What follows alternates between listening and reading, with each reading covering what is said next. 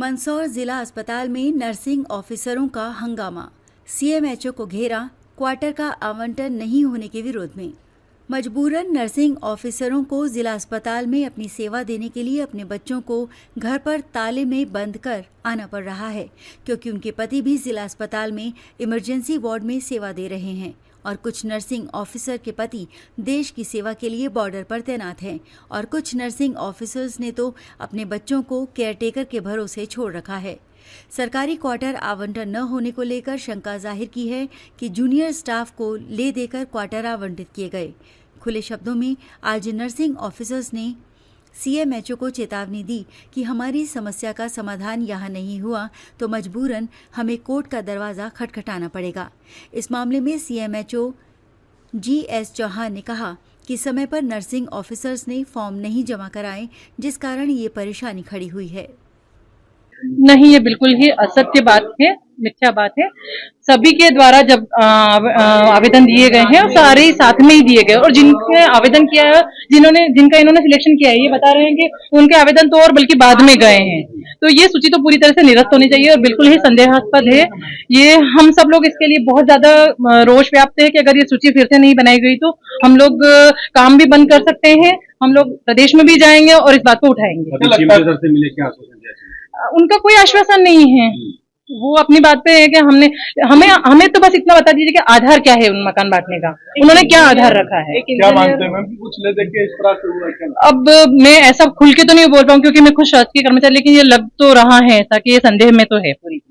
यहाँ nursing officer के पद पर पदस्थ हूँ। मेरे हस्बैंड भी यहाँ डॉक्टर है, इमरजेंसी ड्यूटी करते हैं वो 24 घंटे की, वो भी 2016 से पदस्थ है और हमने इनके नियमानुसार एप्लीकेशन भी दी है, मैंने मार्च से दी है।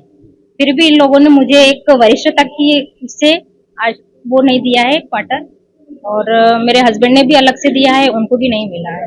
क्या कारण क्या मानते हैं आप, क्यों नहीं मिल रहा आपको? पता नहीं कि ये लोग, सबको मालूम है कि कारण क्या हो सकता है ना।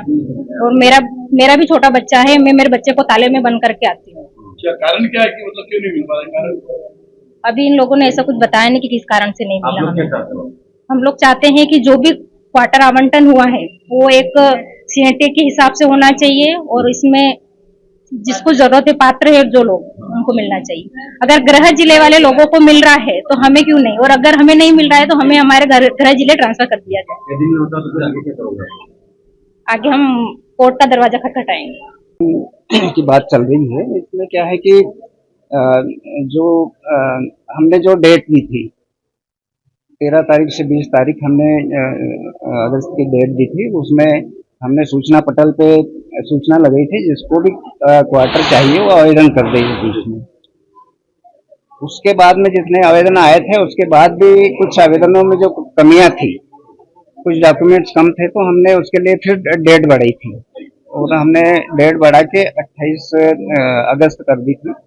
उसमें जितने आवेदन उसमें आ गए उन्हीं आवेदनों पे हमने कार्रवाई की और उन्हीं आवेदनों में से हमने सिलेक्ट करके और उनको लगाए। कमेटी द्वारा जो सिलेक्शन किया गया है उसी के आधार पे हमने आवंटन किया है। उनका कहना है कि जूनियर से उन लोगों को आवंटन किया गया तो सीनियर उनको अनदेखा किया। नहीं, सीनियर आवेदन जिसमें आवेदन ही अगर आया तो सीनियर को कैसे करेंगे? तो सर इनका क्या होगा जो अभी बाकी है, जो क्या होगा?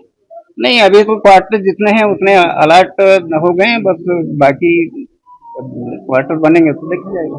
क्या कहना है कि न्यायपालिका में जाएंगे हम लोग? हाँ, तो स्वतंत्र है ना, जाए तो जा